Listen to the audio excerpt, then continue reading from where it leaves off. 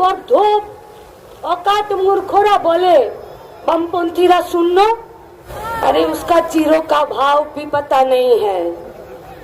শুধু জিরোরা যদি রাস্তার দখলের কথা বলে, আসলে ওরা বামপন্থীদের শক্তিকে ভয় পায়।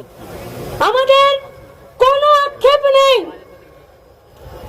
আমাদের কোনো রাগ নেই, কিন্তু আমাদের আশঙ্কা রয়েছে যে ডেমোক্রেসির ফোর্থ পিলার রুটি রুজির কথা বলছে কিনা। আর বাপ মায়ের হাত ধরে যখন ব্রিগেডে এসে লড়াইটা করতে শিখেছি, তখন আমাদেরকে এটা কেউ শেখায়নি যে ব্রিগেডের মাঠে আর রাজনীতিটা করতে গেলে চোরেদের বাড়িতে জন্ম নিতে হবে। কাঁধে আমরা আমাদের শহীদ কমরেডদের লাশকে বয়েছি।